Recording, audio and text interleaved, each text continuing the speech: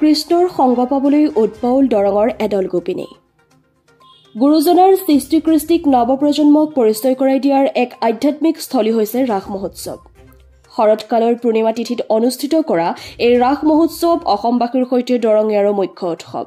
শৰৎকালৰ জ্যোৎস্না প্লাবিত ৰাতিত গোপীসকলক প্ৰেম ৰসত আপ্লুত কৰি শ্ৰীকৃষ্ণই যি লীলাৰে বৃন্দাবন উৎফুল্লিত কৰি তুলিছিল, সেই প্ৰেম লীলাই ৰাস মহোৎসৱৰ প্ৰতিপাদ্য বিষয়। এই আনন্দ ভৰা ৰাস মহোৎসৱত ভগৱান শ্ৰীকৃষ্ণৰ সংগ পাবলৈ উদ্বাউল হৈ পৰিছে দৰঙৰ এজাক গোপিনী। ৰংগতীৰ্থ কলাকেন্দ্ৰ দৰং আৰু দাস আৰু শিল্পীসকলে আজিৰে পৰা 15 দিন ধৰি দৰঙৰ চিপাজাৰ, দীঘিপাৰ, ভোৰাগড়, কুৰুৱা, নামখলাৰ বৃন্দাবনত গুৰুজনাৰ বিচৰিত কেলিগোপাল নাটৰ আধাৰত ৰূপায়ণ কৰিব শ্ৰীকৃষ্ণৰ ৰাসলীলা ৰাস মধুৰম।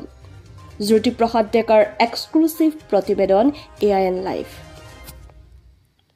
মুহূৰ্তত আমি আপোনালোকৰ জৰিয়তে সমগ্ৰ অসমবাসীলৈকে আমি ৰাসৰ শুভেচ্ছা জ্ঞাপন কৰিছোঁ। আজি কৃষ্ণময় এটা পৰিৱেশ কৰাৰ কাৰণে অসমবাসীলৈ ধন্যবাদ জ্ঞাপন কৰিছোঁ। সকলোতে আজি কৃষ্ণময় এটা পৰিৱেশে বিৰাজ কৰিছে। আমাৰ যিটো জন্মৰ পটভূমি সেইটো হ'ল 2007 চনৰ পৰা আমাৰ সেই পটভূমি আৰম্ভ হৈছে আৰু 2017 চনত আমি আত্মপ্ৰকাশ কৰিছোঁ। তেতিয়া আমি দাস্তা নামে এটি সংগঠন আমি আৰম্ভ কৰিছিলোঁ, যিটো দাস্তা নামৰ সংগঠনৰ নেতৃত্ব বহন কৰিছিলে আমাৰ সকলোৱে শ্ৰদ্ধাৰ একালৰ আলফা নেতা আমাৰ সন্মানীয় প্ৰাঞ্জিত শইকীয়া মহাশয়। তেখেতৰ নেতৃত্বত আমি দাস্তাৰ নামে এটা সংগঠন গঢ় দিছিলোঁ আৰু দাস্তাৰ নেতৃত্বত আমি আৰ্থ সামাজিক উন্নয়ন আৰু সাংস্কৃতিক উন্নয়নৰ কাৰণে আমি নিৰৱচ্ছিন্নভাৱে সেৱা কৰি আহিছোঁ। এই বৃহত্তৰ অঞ্চলৰ এই দৰঙৰ বৃহত্তৰ অঞ্চলৰ আমি সকলো ল'ৰা ছোৱালী শিশুকে আৰম্ভ কৰি সকলোৰে মাজত সাংস্কৃতিক এটা ভাৱাপন্ন মনৰ সৃষ্টি কৰিবৰ কাৰণে এটা সাংস্কৃতিক মহামিলনৰ হেতু নিৰ্মাণৰ কাৰণে প্ৰয়াস কৰি আছোঁ। তাৰ ফলস্বৰূপে আমি অসম চৰকাৰৰ দ্বাৰা আয়োজিত বিভিন্ন অনুষ্ঠানত আমি নিজৰ প্ৰতিভা বিকাশ কৰাৰ কাৰণে সুযোগ লাভ কৰিছোঁ আৰু নিজে তাত আমি স্থান লাভ কৰিবলৈ সক্ষম হৈছোঁ। তাৰোপৰিও আমি কৃষি ক্ষেত্ৰখনত আমি মনোনিৱেশ কৰিছোঁ। ইয়াৰ কাৰণে আমি শ্ৰদ্ধা সহকাৰে কৃতজ্ঞতা জনাইছোঁ নেতৃত্ব বহন কৰা প্ৰাঞ্জিত শইকীয়া মহাশয়।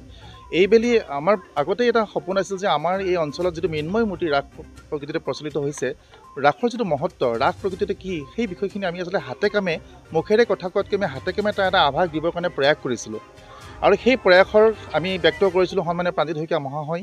আমি ব্যক্ত কৰিছিলোঁ আমাৰ আজি শ্ৰদ্ধাৰ গুৰু সত্ৰ ৰত্ন উপাধিৰে বিভূষিত অতিকে শ্ৰদ্ধাৰ এগৰাকী ধৰ্মগুৰু আমাৰ মহন্ত হিৰপ্ৰসাদ মহন্ত প্ৰভুজনাক আৰু এই আমাৰ মনৰ কথাখিনি অৱগত কৰিছিলোঁ আমাৰ চিপাজাৰ সমষ্টিৰ সন্মানীয় বিধায়ক ডক্টৰ পৰমানন্দ ৰাজমুখী মহাশয়ক। আৰু আটাইকেইগৰাকী ব্যক্তিৰ এটা সদিচ্ছাৰ ফলস্বৰূপে আজি আমাক দায়িত্ব অৰ্পণ কৰা হ'ল যে বৃহত্তৰ অঞ্চলৰ ল'ৰা ছোৱালী উলিয়াই নিব লাগে আৰু এই কৃষ্ণ সংস্কৃতি সকলোকে জড়িত কৰিব লাগে আৰু তাৰে ফলশ্ৰুতিত আমি সকলো এটা জাগৰণ সৃষ্টি কৰিলোঁ আৰু এই বৃহত্তৰ অঞ্চলৰ পৰা আমাৰ মাজলৈ আহিলে প্ৰায় 300তকৈ অধিক ল'ৰা ছোৱালী আমাৰ মাজলৈ আহিলে।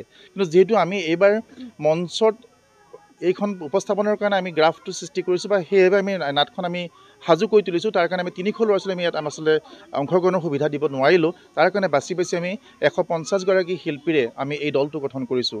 আমাৰ আশা এই যে জাতীয় জীৱনত দুৰ্যোগপূৰ্ণ সন্দিক্ষণ সমাগত হৈছে, নিজৰ কৃষ্টি সংস্কৃতিৰ প্ৰতি মানুহৰ এটা অনিচ্ছা এটা ভাৱ আহিছে, নিজৰ কৃষ্টি সংস্কৃতি বেয়া বুলি ভাবি আনৰ কৃষ্টি সংস্কৃতি আঁকোৱালি এটা পৰিৱেশ আহিছে।